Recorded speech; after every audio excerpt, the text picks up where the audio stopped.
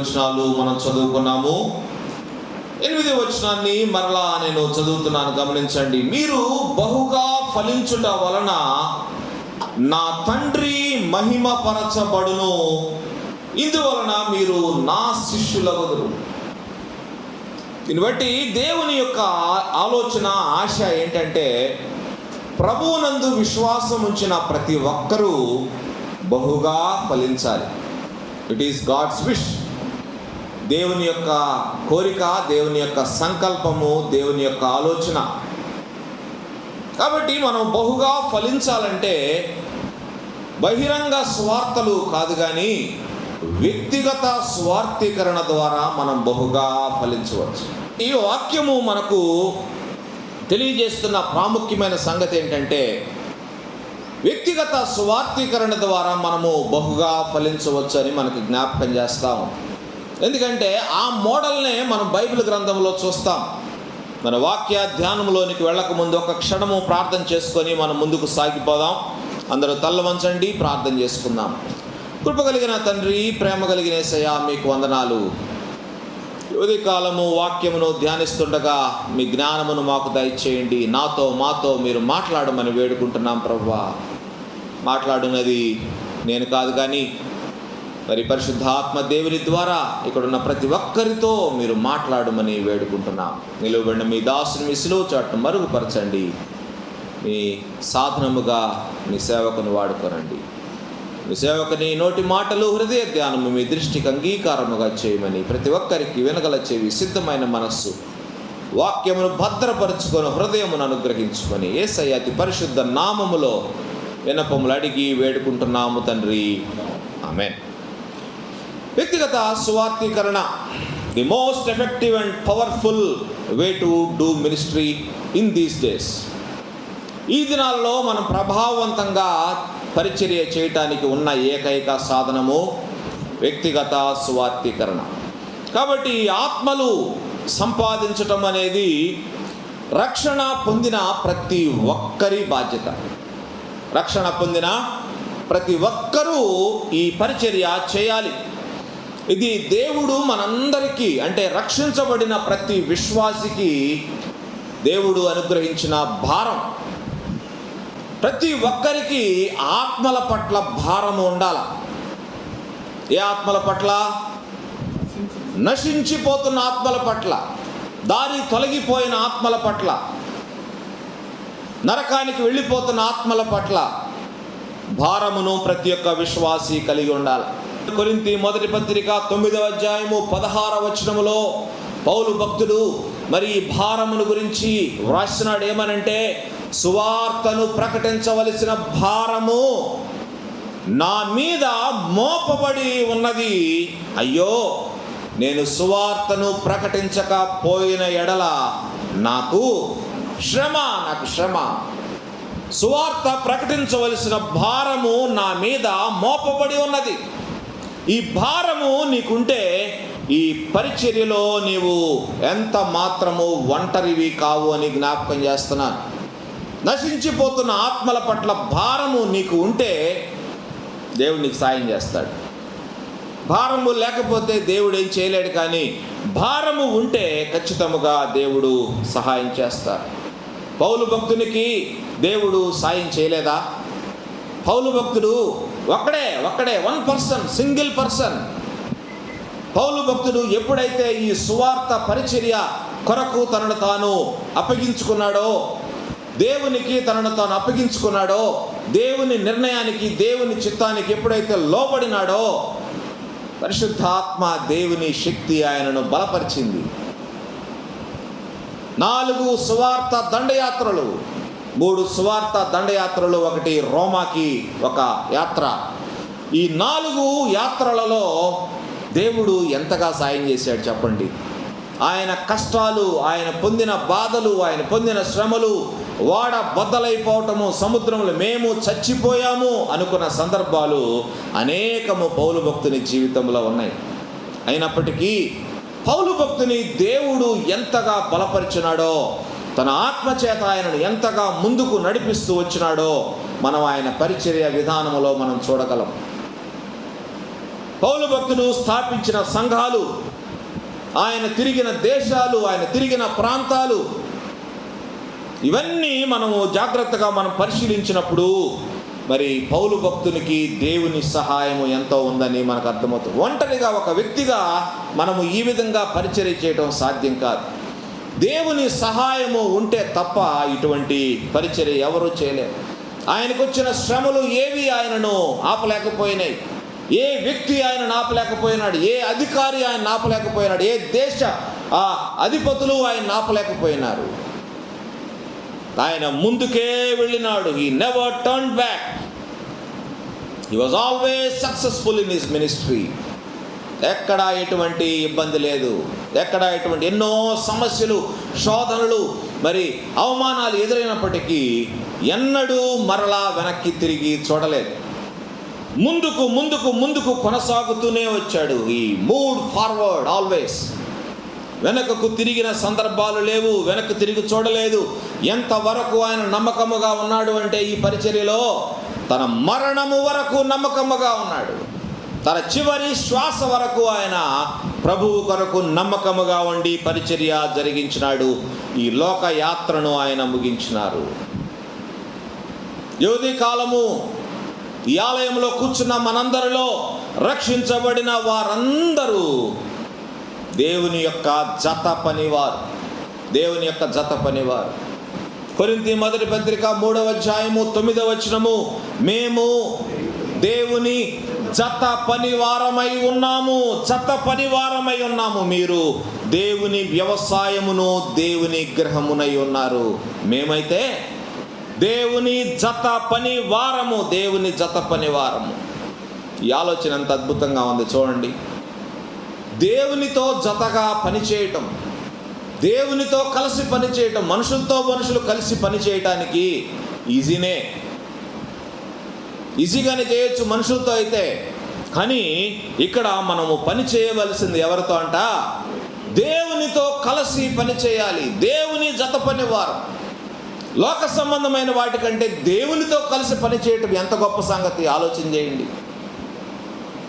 దేవుని జత పనివారం అని చెప్పుకోవటం ఎంత గొప్ప సంగతి, ఎంత ఆలోచన నా ఊహకే అందట్లేదు. ఎప్పుడైతే మనం ఆత్మల సంపాదన పట్ల భారము కలిగి ఉంటామో, ఎప్పుడైతే ఒక ఆత్మను సంపాదించాలనే ఆలోచన మనస్సు మనం కలిగి ఉంటామో, దేవుడు ఏం చేస్తారో తెలుసా? పరలోకము నుండి మన స్థాయికి దిగి వచ్చి, మనం ఆయన స్థాయికి వెళ్ళటం అసాధ్యం. మన స్థాయికి ఆయన దిగి వచ్చి మనతో కలిసి పనిచేస్తారు. ఆయన ఎంత గొప్ప సంగతి. మనం అక్కడికి వెళ్తే అక్కడేం పని ఉంటుంది? పని అంతా ఇక్కడ ఉంది. భూమి మీద మనకు పని ఉంది. భూమి మీద ఆత్మలు సంపాదించాలి. ప్రభు దగ్గర ఉండే వాళ్ళందరూ రక్షించబడిన వాళ్ళే కదా. భూమి మీద ఉన్న వాళ్ళే రక్షించబడని వారు.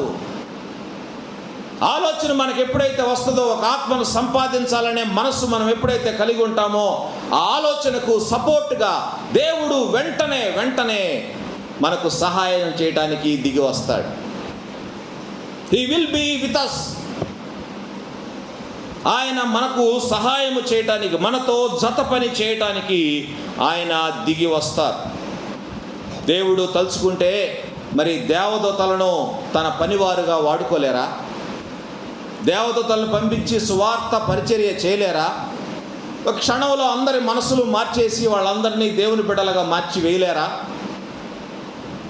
దేవదూతలకు సాధ్యమే కాదు. కానీ దేవుడు మరి యేసుక్రీస్తు ప్రభువారు పుట్టక ముందు దేవుడు అనేక సందర్భాల్లో దేవదూతలనే పంపించినట్లుగా మనం చూస్తాం.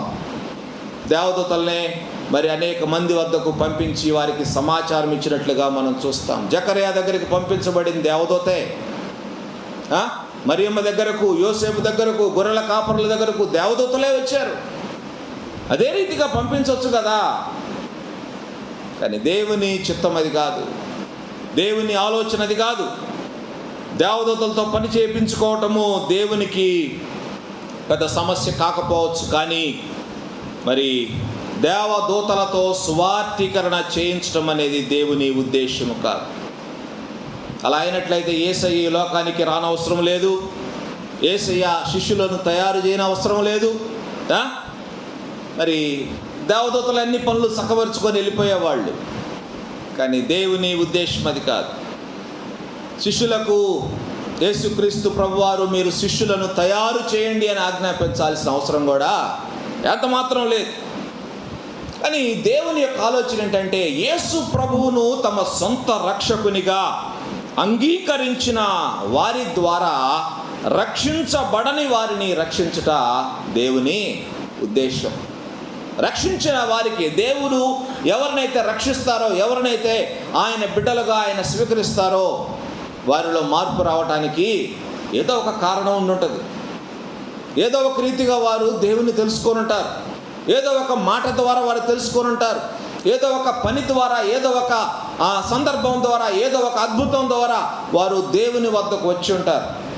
వారైతే చెప్పగలరు ఎదుటి వారికి, ఇది నా జీవితంలో నా ప్రభువు చేసిన కార్యం, నా జీవితంలో ప్రభువు చేసిన ఈ గొప్ప కార్యాన్ని నేను ఇతరులకు పంచుకోవాలి, వారి ద్వారా మరొక వ్యక్తి రక్షించబడాలి. ఇది దేవుని ఆలోచన.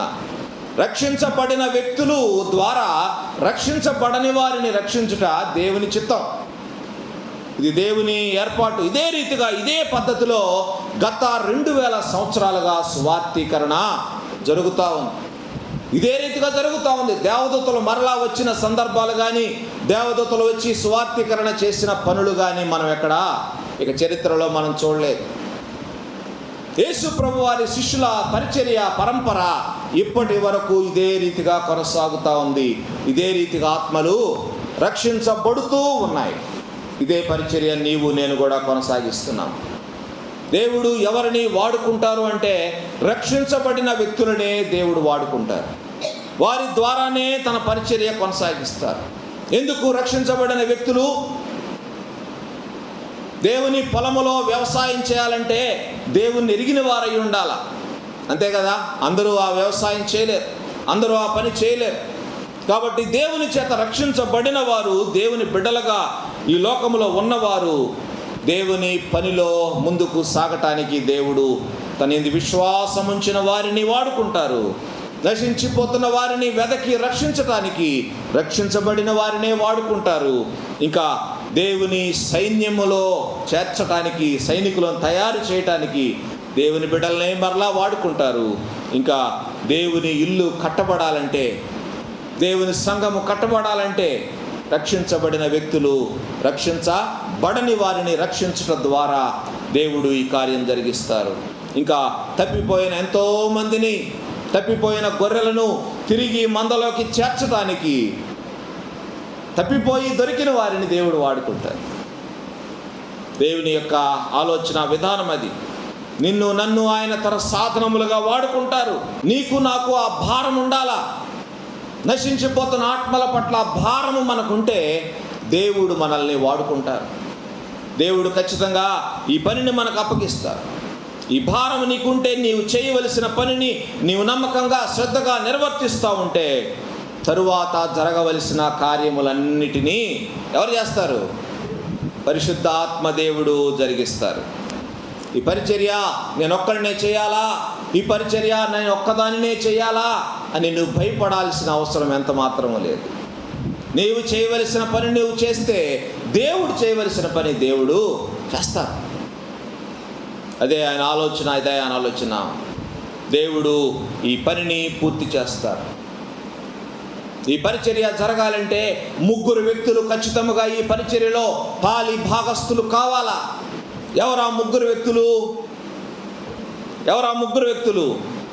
ఈ 3 వ్యక్తులు దేవుని యొక్క పనిముట్లు. 3 God's instruments in soul winning. Number 1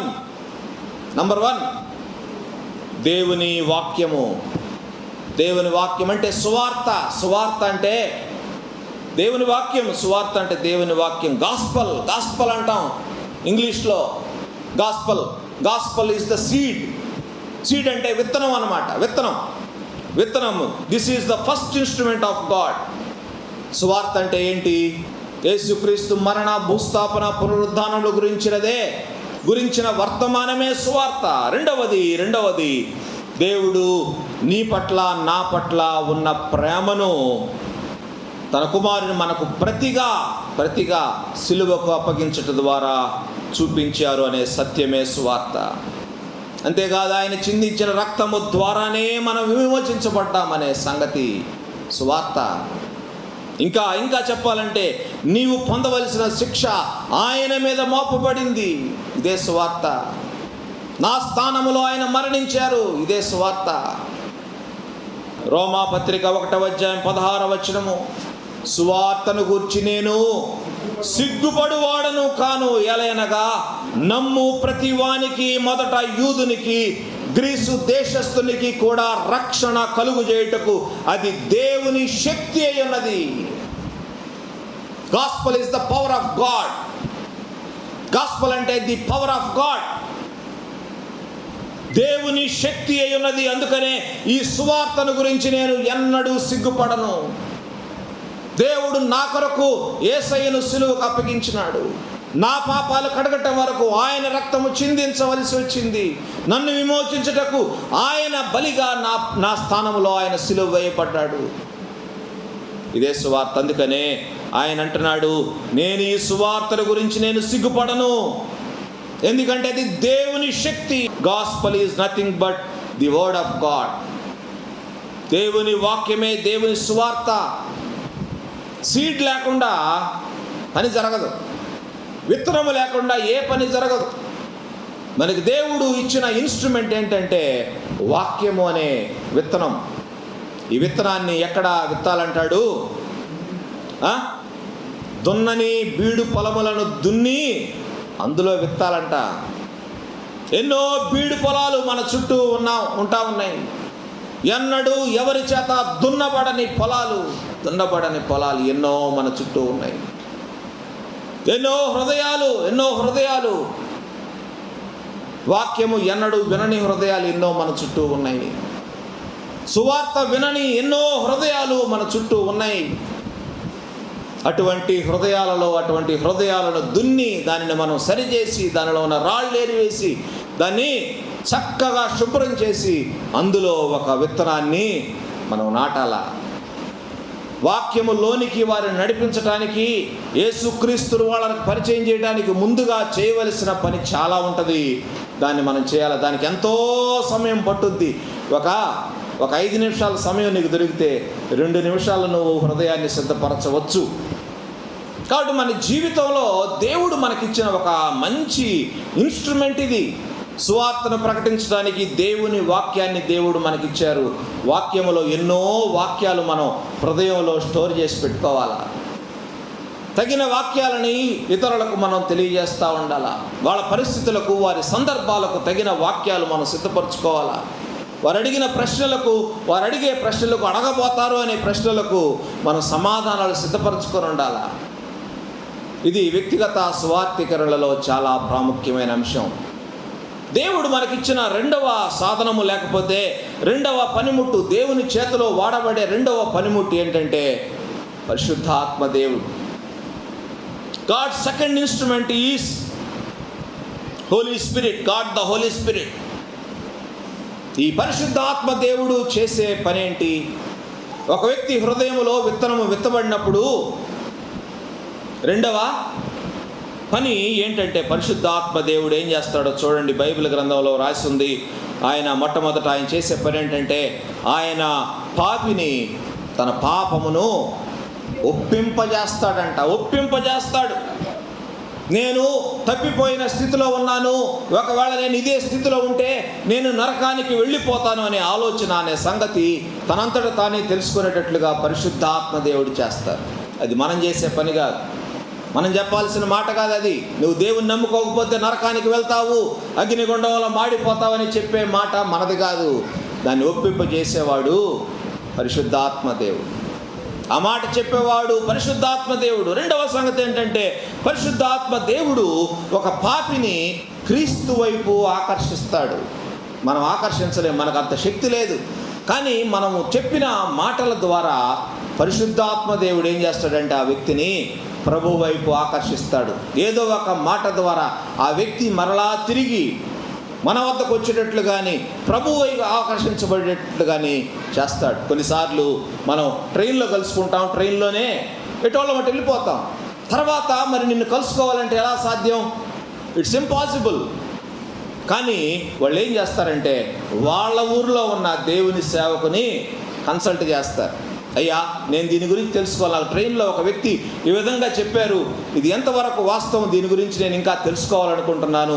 మరి ఆయన కష్టాలు తీరుస్తాడంట, బాధలు తీరుస్తాడంట, ఇబ్బందులు తీరుస్తాడంట, ఆరోగ్యం ఇస్తాడంట.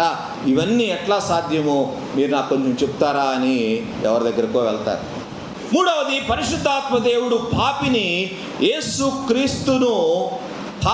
యేసుక్రీస్తును రక్షకునిగా బయలుపరుస్తాడు. యేసుక్రీస్తు ద్వారానే రక్షణ అనే సంగతి పరిశుద్ధాత్మ దేవుడు వారికి బయలుపరుస్తాడు. ఆయన నిజమైన దేవుడు అని తెలుసుకునేటట్లుగా పరిశుద్ధాత్మ దేవుడు వారికి సహాయం చేస్తాడు. ఇవన్నీ పెద్ద పెద్ద సంగతులు, ఇవన్నీ మన స్థాయికి తగిన సంగతులుగా, ఇవన్నీ పరిశుద్ధాత్మ దేవుడు జరిగించే సంగతులు. నాలుగవది, పరిశుద్ధాత్మ దేవుడు ఒక పాపిని నూతన వ్యక్తిగా, నూతన సృష్టిగా మారుస్తాడు.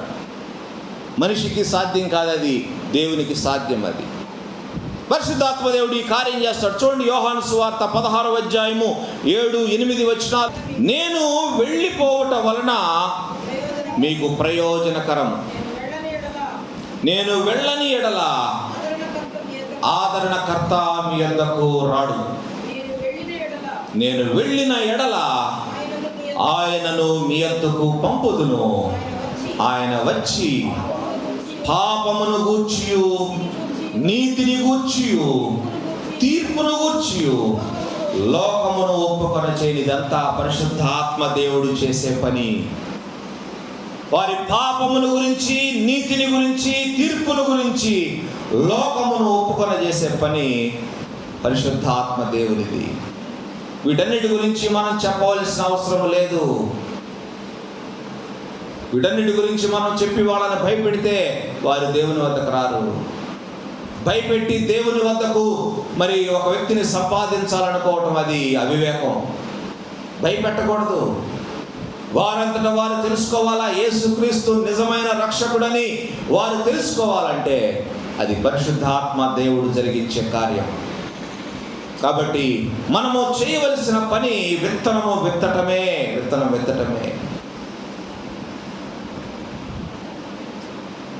వాక్యమును విన్న వ్యక్తి జీవితంలో పరిశుద్ధాత్మ దేవుడు పనిచేసి ఆ వ్యక్తిని తన పాపముల గురించి ఒప్పింప చేయాలంటే సువార్త సిద్ధంగా ఉంది, సువార్త రెడీ, విత్తనం రెడీ, కార్యం జరిగించడానికి పరిశుద్ధాత్మ దేవుడు రెడీ. విత్తనాన్ని నాటేవాళ్ళు ఎవరు? విత్తనాన్ని నాటేవాళ్ళు లేకుండా విత్తనం ఉంటే ఉపయోగం ఏముంది? పరిశుద్ధాత్మ దేవుడు ఉంటే ఉపయోగం ఏముంది చెప్పండి. కాబట్టి ఈ రెండిటికంటే ముఖ్యమైనది విత్తనము విత్తవలసిన వారు ముఖ్యం. విత్తనము విత్తేవారు ఉంటే, విత్తనము ఒక హృదయంలో నాటబడిన తరువాత పనిచేసే పరిశుద్ధాత్మ దేవుడు ఉన్నారు. కాబట్టి ప్రాముఖ్యమైన విషయము మూడవది లాస్ట్లో పెట్టాను, కానీ ఇది చాలా ప్రాముఖ్యమైనది అని మీకు జ్ఞాపకం చేస్తున్నాను. You and me are the third instruments of God. నీవు నేను ఆయన చేతిలో మూడవ పనిముట్టు. దేవుని యొక్క సాధనము నీవు నేను, వీఆర్ ద క్యారియర్స్. దేవుని వాక్యమును మోసుకు వెళ్ళేవాళ్ళు అవసరం. దేవుని వాక్యమును బీడు పొలములను దున్ని దానిలో విత్తేవారు ముఖ్యం. వారు లేకుండా సువార్త ఎక్కడికి వెళ్తుంది? ప్రపంచమంతా ఈరోజు సువార్త వ్యాప్తి చెందింది అంటే కారణము ఆ వాక్యాన్ని ఎవరో ఆయా దేశాలకు మోసుకుపోయారు. భారతదేశానికి ఎవరో మోసుకొని వచ్చారు ఈ వాక్యాన్ని. ఈ సువార్తను తీసుకొని ఎంతో మంది మిషనరీస్ భారతదేశ భూమి మీద అడుగు పెట్టారు. ప్రయాణాల్లో చనిపోయిన వాళ్ళు ఎంతో మంది అండి. మిషనరీస్ అమెరికా దేశంలో, ఇంగ్లాండ్ దేశంలో ప్రయాణం ప్రారంభించి సముద్ర యానం పడక సముద్రంలోనే మధ్యలో చచ్చిపోయిన వారు, సముద్రంలో విసిరేయబడిన వారు చాలామంది మిషనరీస్ ఉన్నారు. కానీ ఈ ఆటుపోట్లు తట్టుకొని మరి భారతదేశానికి వచ్చి భారతదేశ భూమి మీద అడుగుపెట్టి సువార్తను ప్రకటించి పనిచేసి ఆత్మలు సంపాదించిన వారు చాలామంది ఉన్నారు. ఎవరో ఒకరు మోసుకుపోవాలి ఈ వాక్యాన్ని ప్రకటించేవారు. We are the carriers of the gospel. సువార్తను మోసుకెళ్లకుండా, ప్రకటించకుండా దానంతట అదే వెళ్ళిపోదు ఎక్కడికో ఒక చోటకి. దానిని ఎవరో ఒకరు మోసుకొని వెళ్ళాలా. చూడండి, వాక్యం మనకు తెలియజేస్తా ఉంది, we are the vessels of God. మనమే దేవుని చేతిలో సాధనాలము, దేవుని చేతిలో పనిముట్లము, దేవుని చేతిలో పాత్రలము. ఆయన చేతిలో పాత్రలముగా మనం ఉంటే దేవుడు మనల్ని నడిపిస్తారు, దేవుడు మనకు సహాయం చేస్తారు. ఆయన చేతిలో పాత్రగా ఉండటానికి మనం ఇష్టపడాలా, ఆయన చేతిలో పనిముట్టుగా ఉండటానికి ఇష్టపడాలా. ఆయన కుమ్మరైతే మనం మంటిగా మనం ఉండాలా. ఆయనకి ఇష్టమైన పాత్రలుగా మనం తయారు చేసి వాడుకోవటానికి మనం ఆయనకి ఒప్పుకోవాలా, ఆయనకు లోబడాలా. లోబడితే దేవుడు మనల్ని తీసుకొని వెళ్తారు ఎక్కడికైనా. రోమాపత్రిక 10వ అధ్యాయం 14వ వచనంలో రాయబడింది, గమనించండి. వారు విశ్వసింపని వానికి ఎటులా ప్రార్థన చేయుదురు, వినని వానిని ఎట్లా విశ్వసించుదురు, ప్రకటించువారు లేకుండా వారి ఎట్లా విందురు. 15వ వచనంలో ప్రకటించువారు పంపబడని ఎడల ఎటులా ప్రకటించుదురు. ప్రకటించేవారు కావాలా. సువార్తను మోసుకుపోయేవారు కావాలా. బైబిల్ గ్రంథం ఇంకా తెలియజేస్తాము, we are the ambassadors for Christ. మనం క్రీస్తు రాయబారులము. What a great privilege it is. క్రీస్తుకు రాయబారులుగా ఉండటం. కొరింథీ 2వ పత్రిక 5వ అధ్యాయం 20వ వచనంలో పౌలు భక్తుడు రాస్తాడు, దేవుడు మా ద్వారా వేడుకొనినట్లు మేము క్రీస్తుకు రాయబారులమై దేవునితో సమాధానపడుడని క్రీస్తు పక్షముగా మిమ్మల్ని బతిమాలుకొనుచున్నాము. This is our duty. ఇదే మన పని, మనం చేయవలసిన పని. ఏంటి మనం చేయాల్సిన పని? బ్రతిమాలుకోవటం.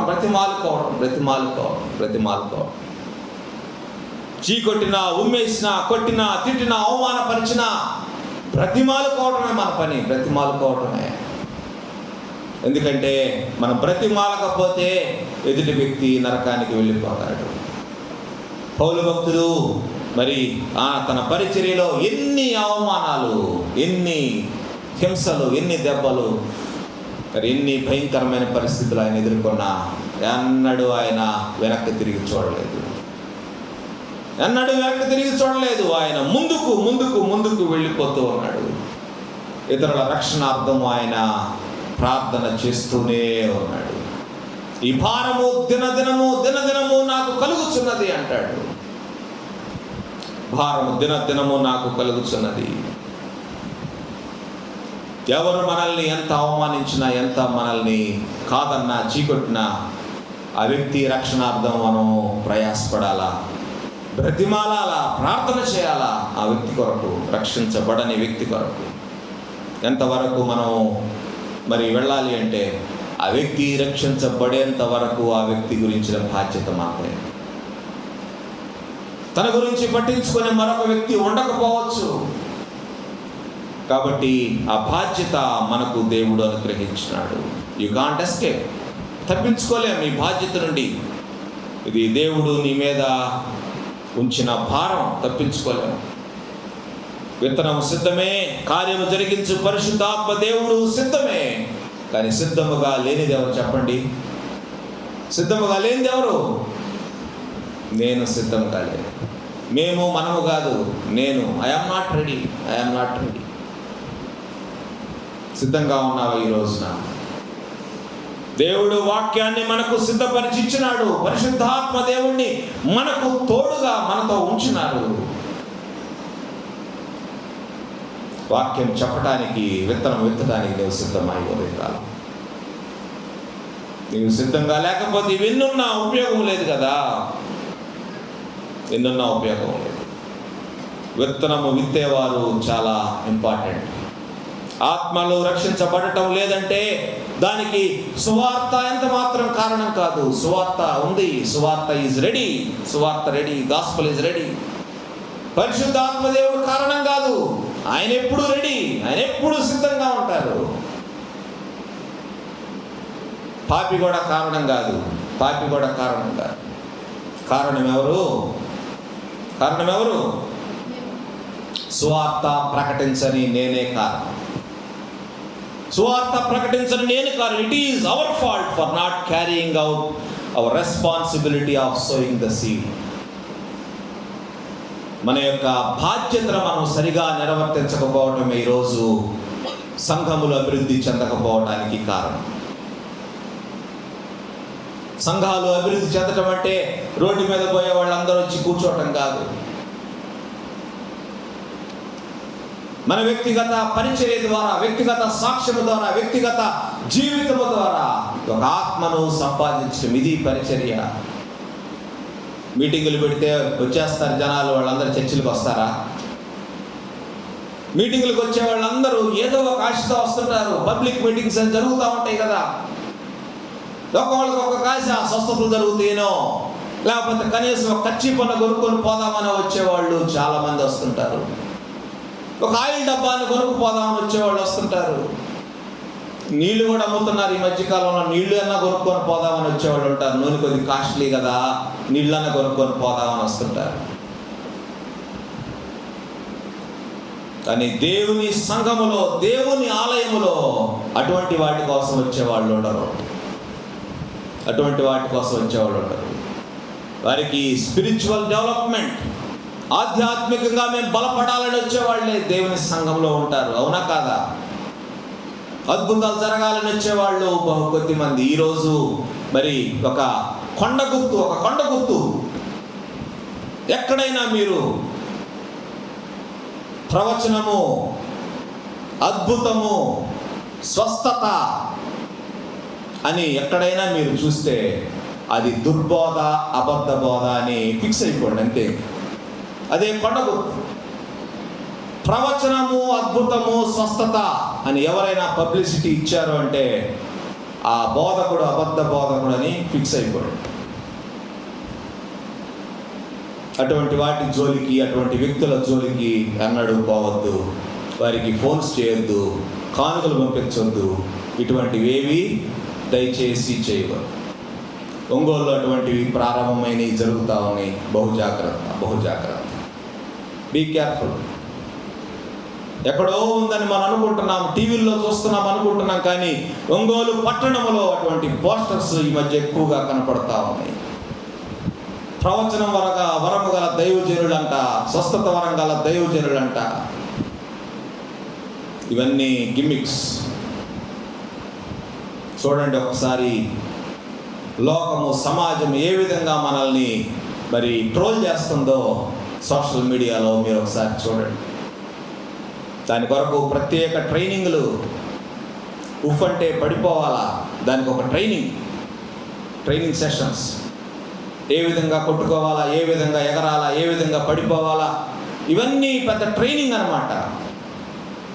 దయచేసి ఇటువంటి మాయలో పడి మీ జీవితాలను పాడు చేసుకోవద్దని జ్ఞాపకం చేస్తా ఉన్నా.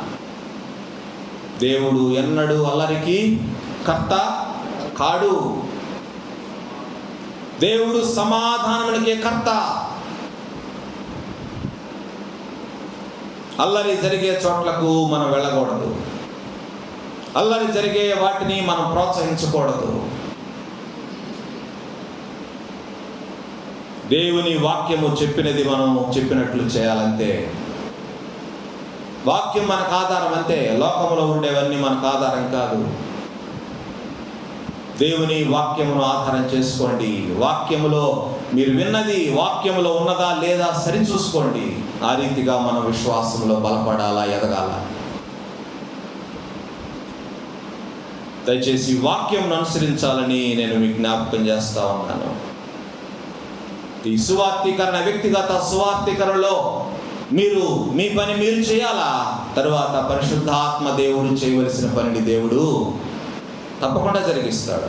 ఎంతోమంది నశించిపోతున్నారు. నశించిపోతున్న వారిలో నీ సొంత వారు ఉండి ఉండవచ్చు, నీ రక్త సంబంధికులు ఉండి ఉండవచ్చు, నీ కుటుంబీకులు ఉండి ఉండవచ్చు. వారి గురించి నువ్వు ఈ ఉదయకాలం ఆలోచన చేయాలా. Remember the last souls. నశించిపోతున్న ఆత్మలను జ్ఞాపకం చేసుకోండి.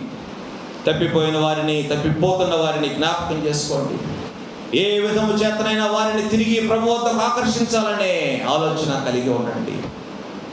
చివరి దినాల్లో మనం ఉన్నాం. ప్రభు రాకడ దినాలు. ఈ దినాల్లో మనం పరిచర్య చేయకపోతే ఎవరు చేస్తారు చెప్పండి?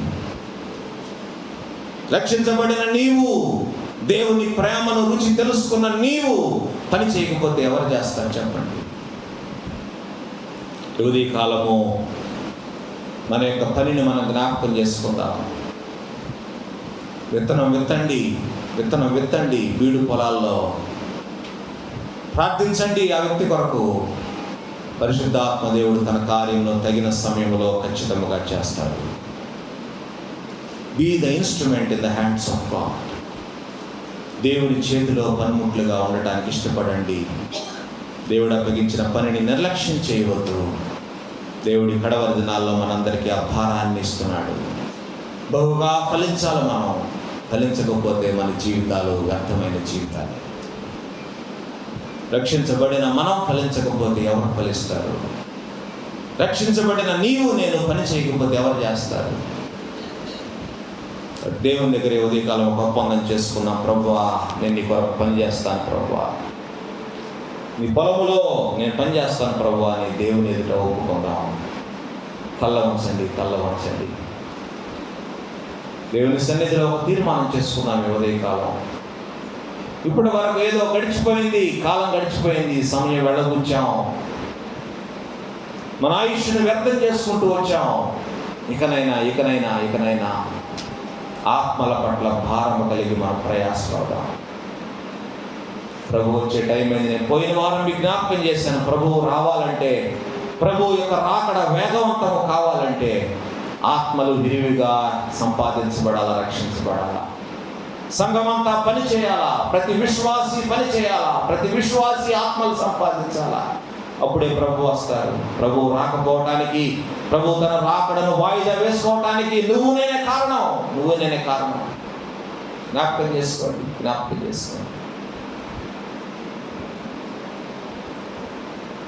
ప్రభు సాయం చేస్తారు.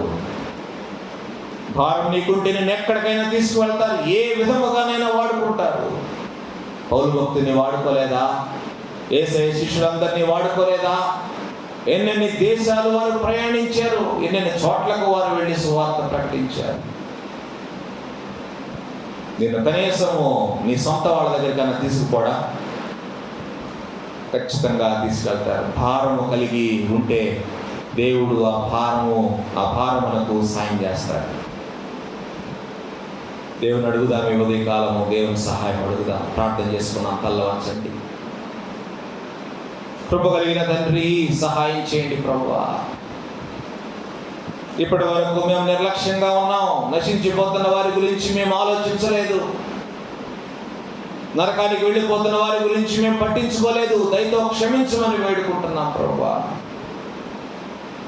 అయినా మీరు వాక్యాన్ని మాకు ఎల్లప్పుడూ సిద్ధంగా ఉంచారు. పరిశుద్ధాత్మ దేవుని ఎప్పుడు మా కొరకు సిద్ధంగా ఉంచున్నారు. మేమే సిద్ధంగా లేవు ప్రభువా. దయతో క్షమించండి నాయన.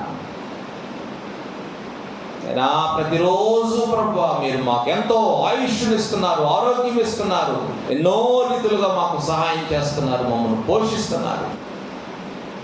అయినా మేము మీ పని మేము చేయలేకపోతున్నాం. రాశాడు భక్తులు అందరూ తమ సొంత కార్యములనే చూసుకొని వచ్చున్నారు, ప్రభు కార్యములను చూడరు అని రాశాడు. నిజమే ప్రభువా, మీ కార్యముల గురించి మాకు శ్రద్ధ లేదు, వాటి గురించి మేము ఆసక్తిగా లేము. అందుకే సంఘములో వృద్ధి లేదు నాయన, సంఘములో అభివృద్ధి లేదు. సహాయం చేయండి. ఇక్కడున్న ప్రతి విశ్వాసికి, బలలో చేవేస్తున్న ప్రతి ఒక్క విశ్వాసి ప్రభువా, నశించిపోతున్న ఆత్మల పట్ల భారము కలిగి ఆయన పని చేయుటకు మీ కృపను వారికి దయచేయమని వేడుకుంటూ ఉన్నా. మీ ఆత్మతో ప్రతి ఒక్క వ్యక్తిని మీరు నింపండి, బలమైన సాధనములుగా ఈ కడవరి దినాలలో వాడుకోమని వేడుకుంటున్నా. దున్నని బీడు పొలములను దున్ని స్వార్థ విత్తనములు నా హృదయములో విత్తటానికి నాయన మాకు మీరు సహాయం చేయండి. ఈ సంవత్సరము మేము బహుగా ఫలించాలని మీరు కోరుకుంటున్నారు. ఆ రీతిగా మేము ఫలించుటకు మీ కృపను మాకందరికీ ప్రసాదించమని, వెండైన దీవెనలు మా అందరిపైన కుమ్మరించమని, ఎవరైతే ఉదయ కాలమునైనా అటు తీర్మానము కలిగి ఉన్నారో వారందరినీ మీరు బలపరిచి అనేక ఆత్మలు సంపాదించుటకు వారిని మీ సాధనములుగా వాడుకోమని మా ప్రభువును రక్షకుడైన యేసయ్య అతి పరిశుద్ధ నామములో వేడుకుంటున్నాం తండ్రి. ఆమేన్.